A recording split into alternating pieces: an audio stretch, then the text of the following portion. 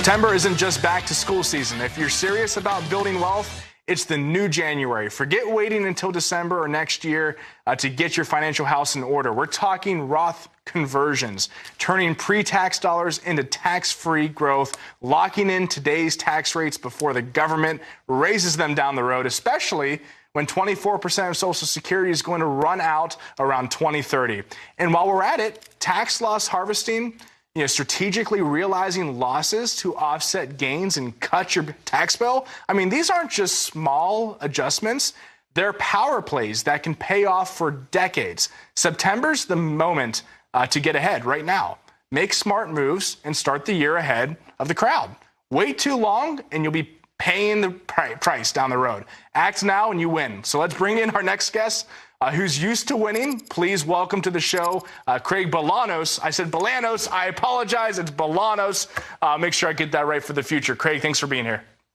Yeah, no, hey, Luke, great to be with you. Wait, did you say taxes are going to go up in the future? What kind of a crystal ball do you have? Man. No, I mean, seriously, it's a real dilemma, and everybody knows taxes in retirement are your mortal enemy, and everyone needs to do whatever they can to assuage and diffuse that tax time bomb before it's too late. Well, that's exactly right. I mean, I don't think there's ever a moment in history really where taxes go down over a long trajectory of time, right? They just continue to stack and stack and stack. And it goes back to even the 1910s, like income tax, going back to the Civil War, income tax, 1910s, Federal Reserve, I think it was property tax and corporate tax. I mean, they just keep going higher and higher. So from a tax standpoint, from a strategy, financial planning standpoint, what right now are you talking to clients about when it comes to taxes and talking to them right now instead of obviously toward the end of this year? What's important right now?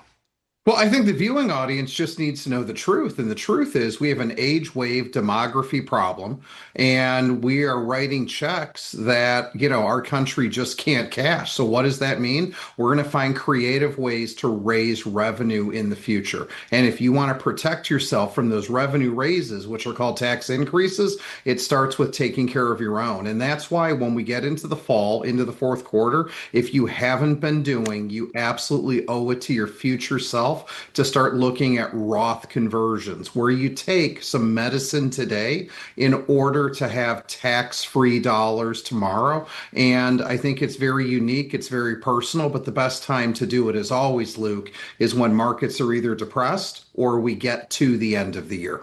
Well, it's interesting because I look at Roth conversions as usually one of the first things with retirees when I do financial planning, because usually your income is a little bit lower when you're retired compared to your working years. Maybe you're collecting Social Security, maybe you do have a pension. It's kind of rarer nowadays. But when we're looking at that side of the equation, the goal is when you do a Roth conversion, I know we're talking about very, very kind of more complicated things here. So I want to be slow and I want to make sure we're explaining things, but I think it's important to talk about. When you do a Roth conversion, you're creating a taxable event. You have to pay current taxes to save on future taxes. The goal from my standpoint, and a lot of the advisors I talk to, and I'm sure your standpoint, is to get that tax bill lower after even doing a Roth conversion. So you can talk about donor-advised funds, charitable tax credits. Is there anything, and again, let's talk higher level here, but is there anything on that side of the equation you're doing to save clients money? Well, I think at the end of the day, it's a little bit of everything. You mentioned what I call the valley of income taxes, and you're correct. A lot of people, when they first retire, find themselves in the lowest marginal tax bracket that they've ever found themselves prior to Social Security, prior to RMDs, and you got to go ahead and use it. I think number two, we just got a gift, that renewal of the Tax Cut and Jobs Act, the One Big Beautiful Act, One Big Beautiful Bill Act. Everyone should unpack it and see how they too can do small, meaningful Roth conversions every year. I think number three, people should stack and combine multiple strategies. One of the things you mentioned, Luke, is donor-advised funds are no longer for the wealthy. Donor-advised funds are for those that are charitable. So for any of our clients at VestGen Wealth Partners, where we go back to what we did in the 80s and 90s, bunching deductions or accelerating them into a single year, doing that in conjunction with a Roth conversion's a bespoke idea. It's something that needs to be customized to the individual for long-term savings. Well, I've been talking to a lot more clients too recently. They're in the case where they're going to have more money than they need during the retirement years. And they want to make sure they leave that as an asset, as an inheritance to their kids or the next generation, right? That's why pumping money, what I call up the tax efficiency ladder, to something like the Roth IRAs that we're referring to, where all of it's tax-free, that passes on to the kids tax-free. It's not within that 10-year window you have to withdraw funds and create tax for your kids down the road. So what, from an estate planning standpoint, advice would you give to your current clients? Well, I think the point I would give to all of our viewers, not just clients of VestGen Wealth Partners, is this. Estate planning isn't about giving monies to the ones we love. Estate planning is about messaging.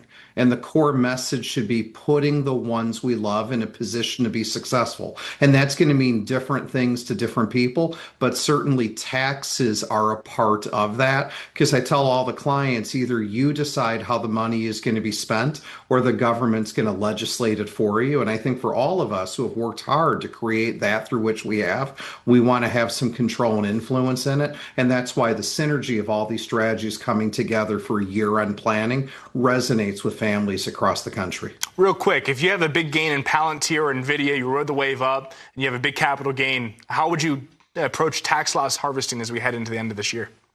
Well, tax loss harvesting is not an end of the year thing. Tax loss harvesting is an all throughout the year thing. And that's why I think a lot of people are can and should be embracing the concept of direct indexing, which is a tremendous strategy to outgrow just your cap-weighted S&P 500 or total stock market index.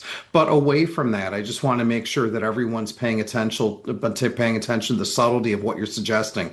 There is such asymmetrical risk right now in the S&P 500 with a handful of names commanding a majority of the premium, a majority of the earnings. And I think people should be rebalancing their portfolio, and don't let taxes drive that decision, but rebalance for your risk budget, and then make sure you and your advisory team are doing everything you can to influence and reduce that tax footprint as the year goes through. Love that, Craig. Always fun being on, man. Looking forward to the next time we hopefully see each other in person. Thanks for coming on, Craig.